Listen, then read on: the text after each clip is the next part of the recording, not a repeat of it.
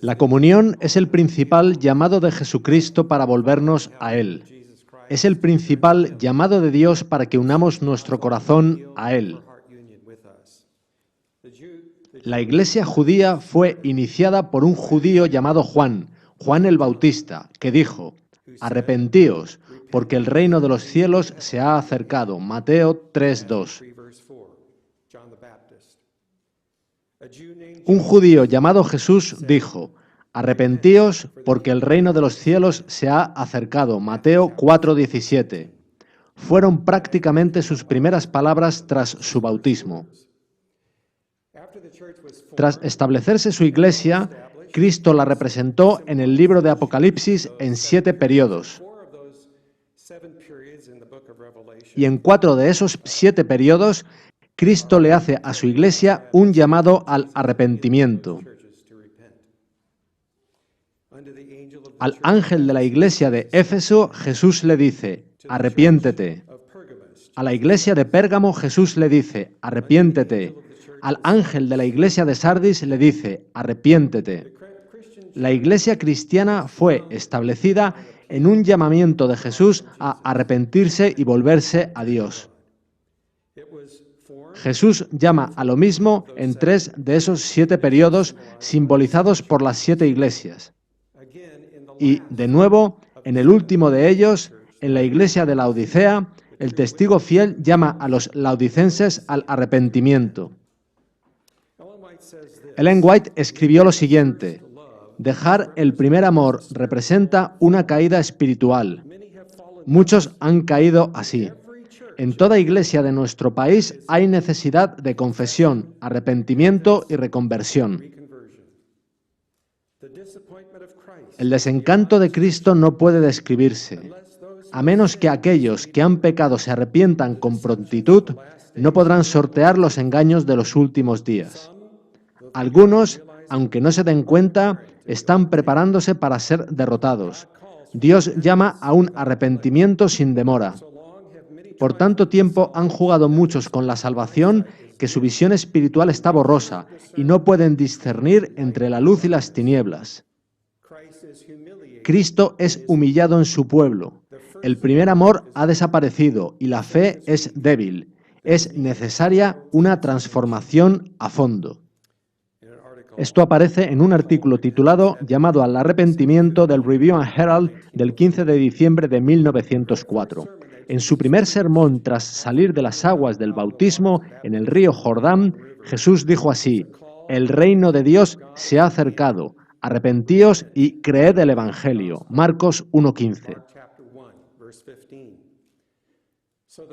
De modo que, de acuerdo con Jesús, el primer pecado del que necesitamos arrepentirnos es no creer el Evangelio. Ese es el primer pecado del que hemos de arrepentirnos, la incredulidad en el Evangelio. Arrepentirse únicamente de actos externos es como empapelar sobre una grieta que se ensancha en la pared por el efecto de un terremoto. Es algo muy superficial. El pecado que sustenta a todos los demás es el que Jesús llama el pecado de la incredulidad. Y en aquel primer sermón, Jesús nos llama a ir a la raíz de nuestro problema, a descubrir la razón por la que nos hemos salido de la senda correcta. Los actos externos de pecado, las adicciones y malos hábitos que tiran de nosotros hacia abajo son todos fruto de la incredulidad tan profunda que hay en nuestros corazones, pero Dios es tan condescendiente hacia nosotros que nos convencerá de ese pecado y nos dará el precioso don del arrepentimiento.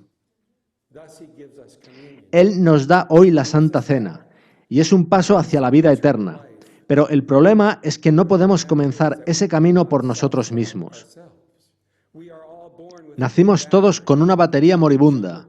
Necesitamos cables con pinzas que nos conecten a Jesús. El apóstol Pedro imploró en Hechos 5:30 a los que habían crucificado a Jesús diciéndoles: «A quien vosotros matasteis colgándole en un madero.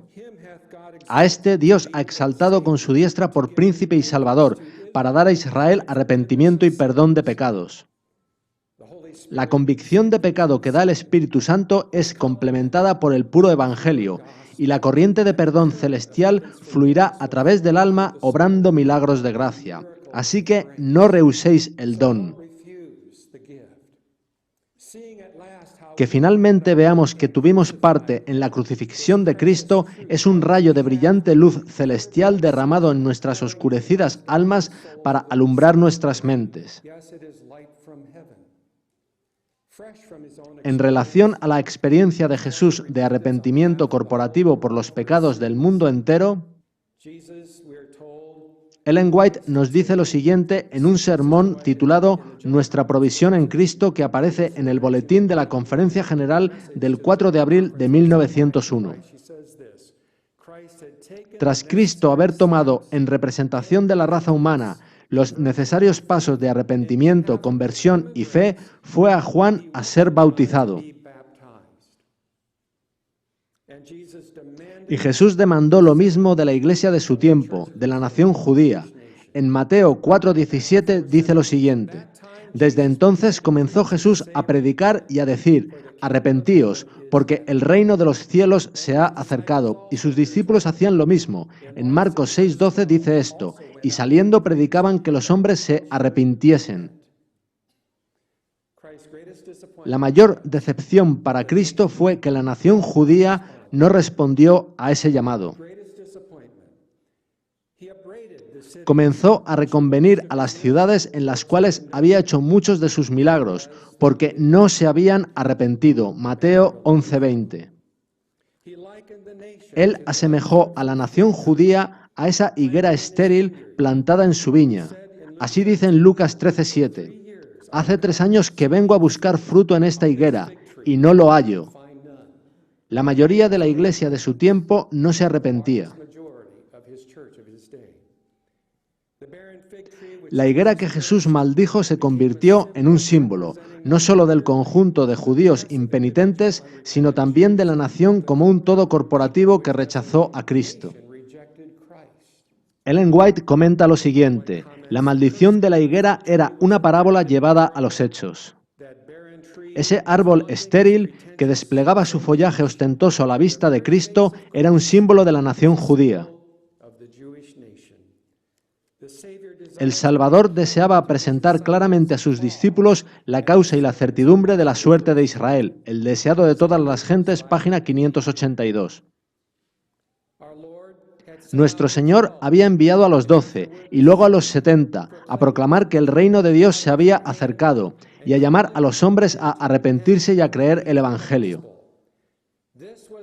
Tal fue el mensaje dado a la nación judía después de la crucifixión de Cristo, pero la nación que aseveraba ser el pueblo peculiar de Dios rechazó el Evangelio que se le traía con el poder del Espíritu Santo. Palabras de vida del Gran Maestro, página 308. Podéis ver cómo ese pecado individual había crecido hasta convertirse en un pecado corporativo de la nación entera. Fue perpetrado por los líderes de la nación e hizo de la nación una comunidad echada a perder.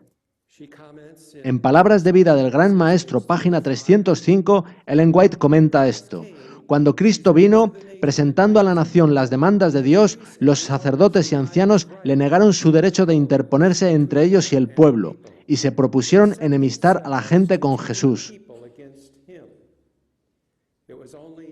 Solo un arrepentimiento nacional podría haber salvado a la nación judía de la inminente ruina a la que le llevaba su pecado nacional.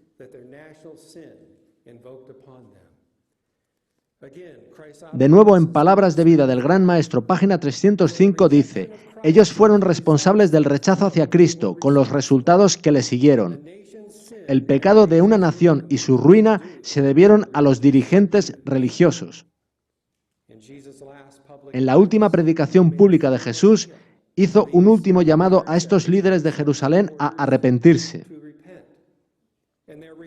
La negativa de estos le rompió el corazón, y con lágrimas en los ojos, el Salvador predijo la inminente ruina nacional, diciendo: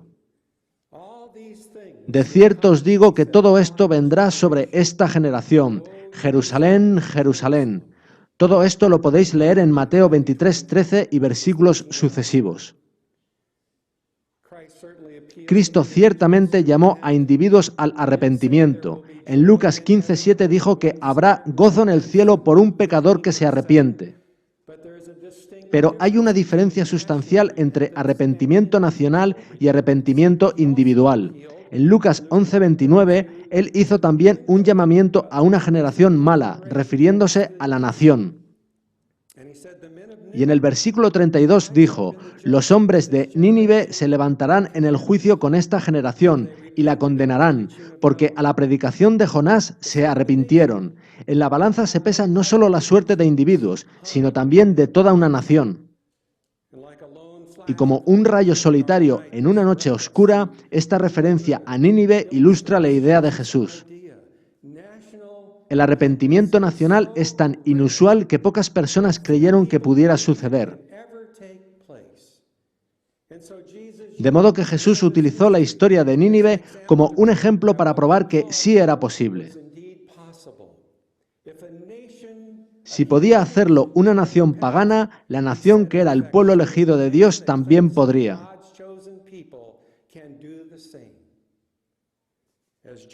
Lucas 11:30-32 dice: porque así como Jonás fue señal a los ninivitas, también lo será el Hijo del Hombre a esta generación. Los hombres de Nínive se levantarán en el juicio con esta generación y la condenarán, porque a la predicación de Jonás se arrepintieron, y he aquí más que Jonás en este lugar. Así que si una imagen vale por 1000 palabras, el arrepentimiento de Nínive ilustra vívidamente una respuesta nacional al llamamiento de Dios. Fue una nación arrepentida, no una serie de individuos desperdigados o un grupo de individuos. Casi nos parece más fácil creer en ese gran pez tragándose a Jonás vivo que en un gobierno o una nación arrepintiéndose ante la predicación de la palabra de Dios. Jonás 3:5 dice que los hombres de Nínive creyeron a Dios y proclamaron ayuno y se vistieron de cilicio desde el mayor hasta el menor de ellos.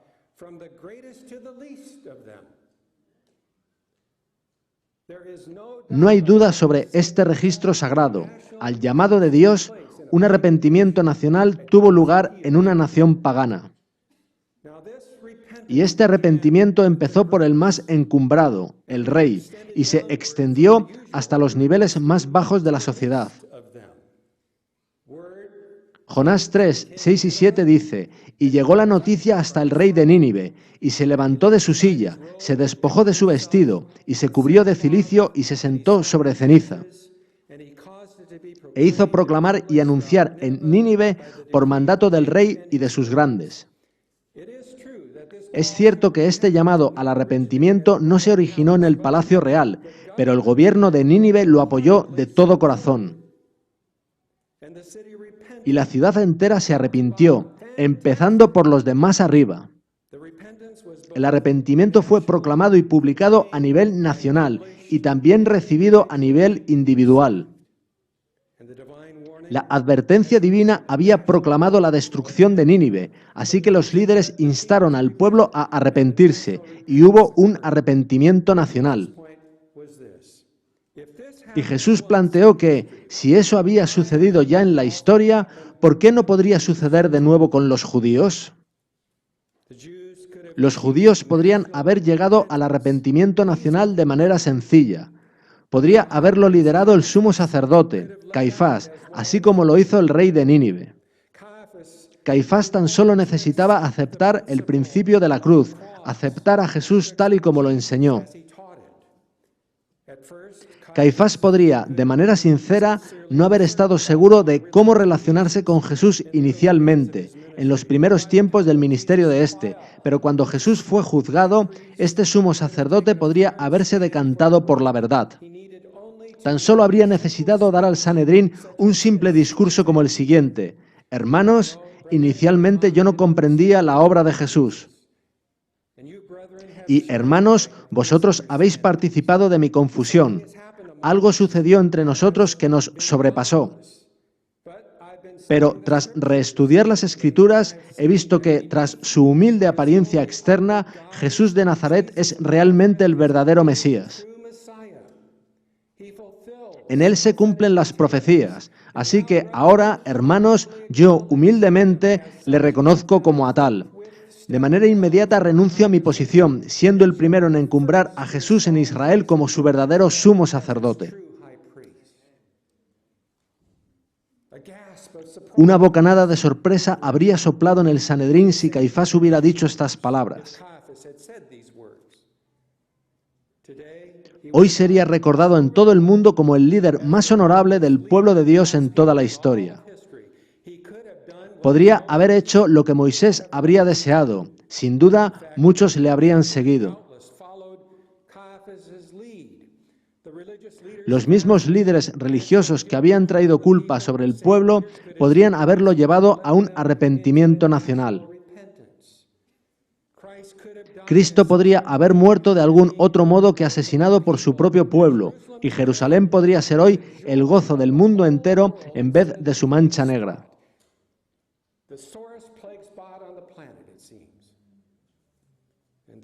Y aunque él era uno mayor que Jonás y mayor que Salomón, Cristo no apareció en los gloriosos atuendos de Salomón, ni alzó su voz por las calles tal como hizo Jonás.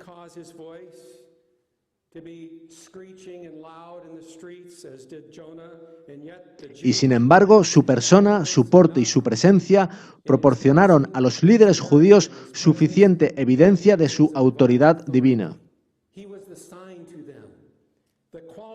La naturaleza de su solemne llamado al arrepentimiento los convenció de lo que su orgullo les impidió confesar. Ninguna otra señal sería dada a esa generación adúltera y perversa. Y una vez que ella se negó a aceptar el último llamado del cielo al arrepentimiento, nada pudo detener el terrible destino de Israel. En la actualidad, la segura evidencia de la obra del Espíritu Santo se encuentra en lo que el testigo fiel le dice a la iglesia de la Odisea: arrepiéntete. ¿Podría Jesús acusar de un crimen a un pueblo siendo éste inocente?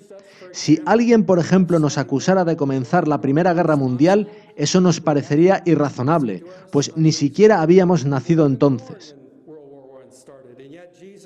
Jesús, sin embargo, acusó a los líderes judíos de su tiempo de un crimen que fue cometido antes de que ninguno de ellos hubiera nacido. Parece irrazonable, pero ahí está, en el capítulo 23 de Mateo. Jesús había fustigado a escribas y fariseos con una serie de ayes acompañados de fogonazos de ironía e indignación. Y finalmente los acusó de haber asesinado a Zacarías.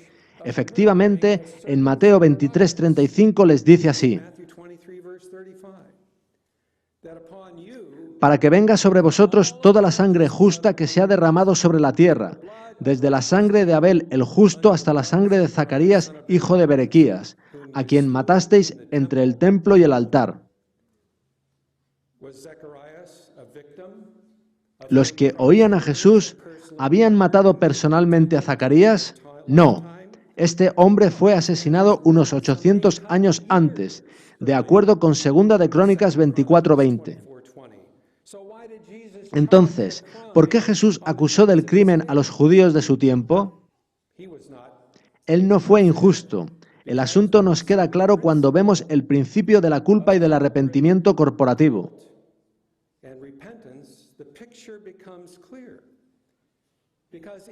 Al rechazar a Jesús, los líderes judíos expresaron toda la culpa humana desde la A hasta la Z, desde Abel hasta Zacarías, incluso aunque personalmente no hubieran cometido homicidio alguno.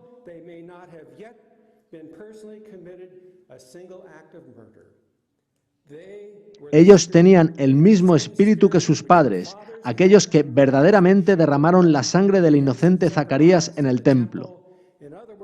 En otras palabras, lo habrían hecho de nuevo, y de hecho lo hicieron en la persona de Jesús, a quien asesinaron en la cruz. Eso es la culpa corporativa.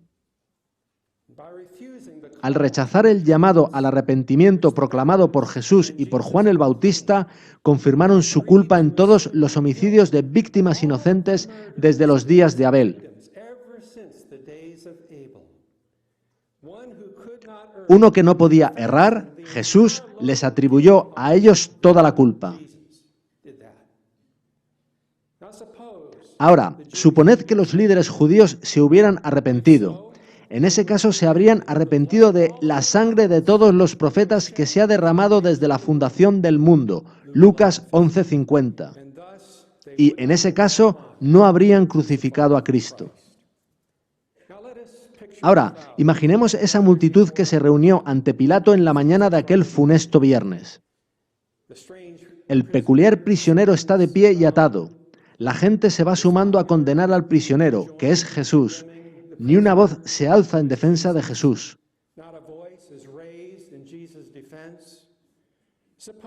Suponed que tenéis relación con el gobierno de Pilato, o que estáis empleados por Caifás, el sumo sacerdote, de modo que de ahí procede el sustento de vuestra familia.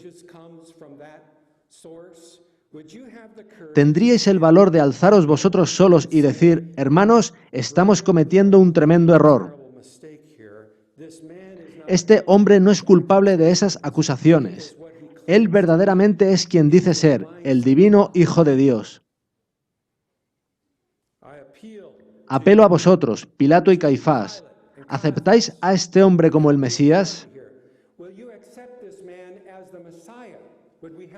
¿Tendríamos el valor de decir públicamente esas palabras? Suponed que vuestro propio círculo íntimo de amigos se han unido ya a la burla y al maltrato a Jesús. ¿Tendríais vosotros, o tendría yo, el temple de encararme a ellos y reprenderles? Al darnos cuenta de cuán fácilmente defender a Jesús podría también llevarlo a uno a la cruz, ¿osaríais vosotros u osaría yo hablar? Seguramente la respuesta es obvia, pero no por ello nos atrevemos a decir que la Iglesia, como cuerpo mundial, no pueda conocer un arrepentimiento tal. De ser así, al mirar a esa asombrosa cruz en la que murió el Príncipe de Gloria, estaríamos despreciando su amoroso sacrificio, insinuando que fue en vano. El llamado de Jesús a los judíos no consiguió moverlos, y sin embargo, en el día de Pentecostés tuvo lugar una gloriosa demostración de arrepentimiento comunitario.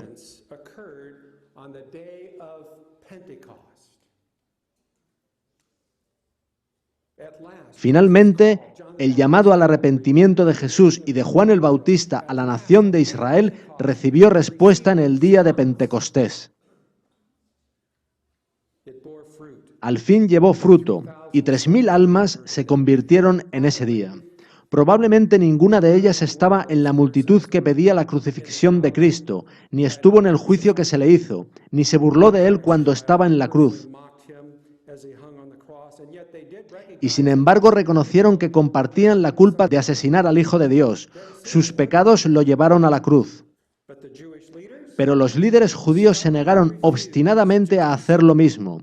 En Hechos 5:28 ellos dicen lo siguiente: «¿No os mandamos estrictamente que no enseñaseis en ese nombre, y ahora queréis echar sobre nosotros la sangre de ese hombre?» De ninguna manera aceptaban la culpa comunitaria, y así los judíos rechazaron su única esperanza de salvación. El Pentecostés ha inspirado al pueblo de Dios durante unos 2000 años y también los grandes resultados que produjo. El pueblo creyó y aceptó su culpa corporativa en el homicidio del Hijo de Dios y con franqueza confesaron su participación en ello. Ese fue el pecado más grande de todos los tiempos, del que sus líderes rehusaron arrepentirse. El Pentecostés fue un ejemplo del pueblo común erigiéndose por encima de los patrones espirituales de sus líderes. Y el derramamiento final del Espíritu Santo en la lluvia tardía será una extensión de aquella experiencia del Pentecostés. Unos meses después tuvo lugar una reacción del liderazgo contra el Pentecostés. El Sanedrín rehusó aceptar la culpa corporativa que les mostró Esteban al darles una lección de historia del Antiguo Testamento.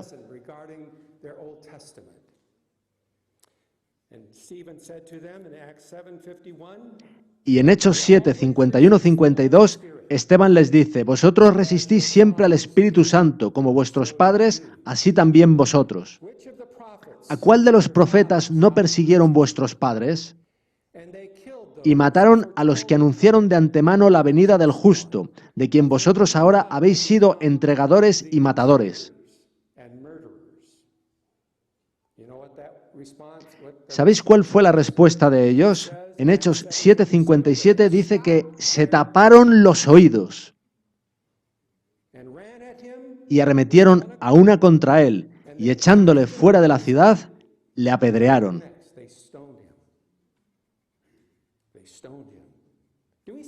¿Vemos cuál es el patrón? Comenzó con Caín. Generación tras generación rehúsa ver su culpa corporativa. Y finalmente, la impenitente Israel exhibe ante el mundo para siempre el trágico final, a lo que le sigue la impenitencia nacional.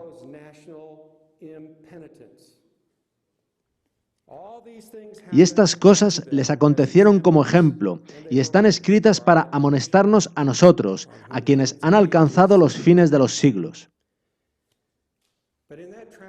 Pero en aquella trágica hora, cuando Israel selló su sentencia al asesinar a Esteban, una verdad comenzó a fluir por sí misma en el corazón de al menos una persona sincera, y conduciría finalmente a la enmienda del pecado de Israel. Pues los testigos pusieron sus ropas a los pies de un joven que se llamaba Saulo.